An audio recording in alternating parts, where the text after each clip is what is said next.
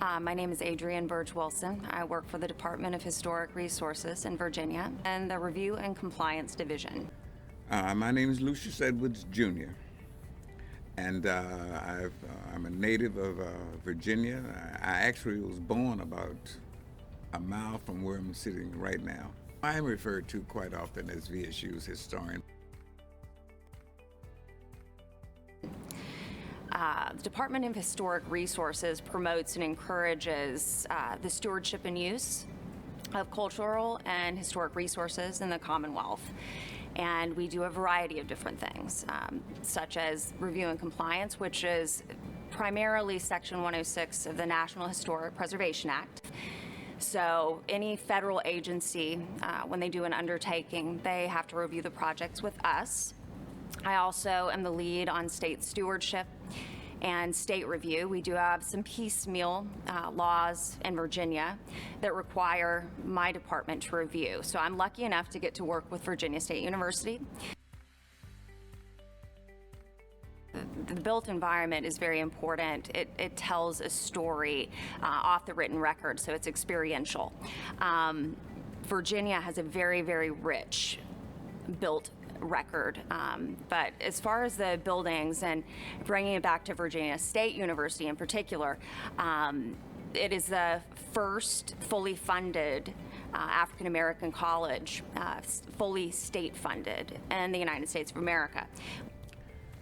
Virginia State originally was conceived by the Colored Teachers for Colored Schools, and most people thought that Virginia State would be based on Hampton Institute, because that's what people knew at the time, Hampton and then later Tuskegee. But the people who came up with the idea and everything for the school, they did want a place where people could go and learn how to teach. Lucky for Virginia State University and the Commonwealth, there are extant buildings still, not from 1888 or 1882 when the school was chartered. The second oldest building is Vawter, and that was its colonial revival style, and it maintains a high degree of integrity, so much that and also the President's House, which we call Storum Hall, both are listed on the National Register of Historic Places. Very, very nicely done. But both buildings are right there together, and they're the two oldest buildings on campus. Which is why they were able to get the Historic Black College and University grant with the National Park Service, which was a huge honor that can be bestowed upon a property with the NPS as National Historic Landmark, and we've got several here in Virginia.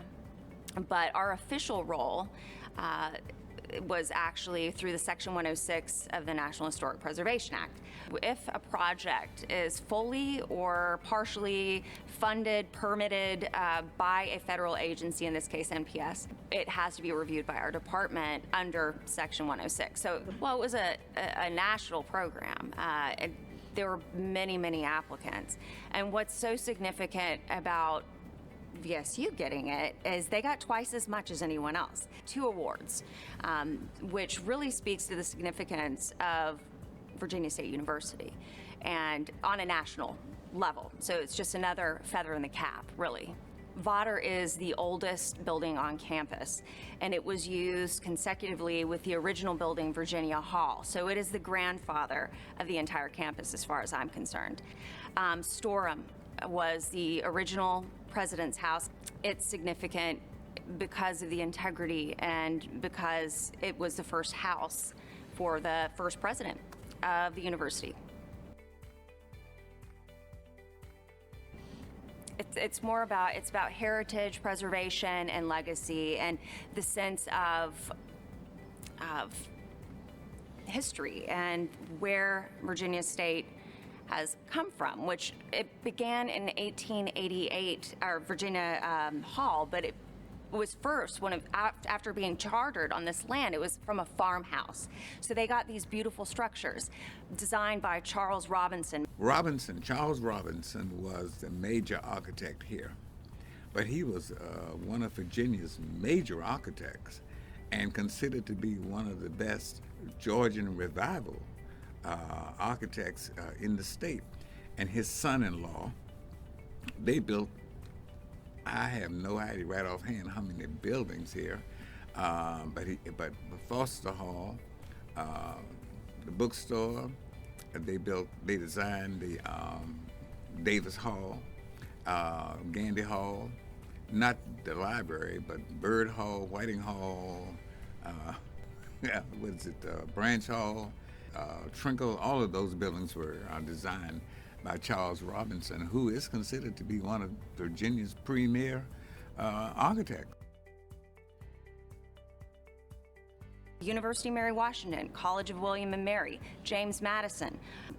These are traditionally white schools, and the same level of care was put into these buildings. It's important. You can look at the buildings and you can tell the age. You can take a look at what people in Virginia thought a college campus ought to be.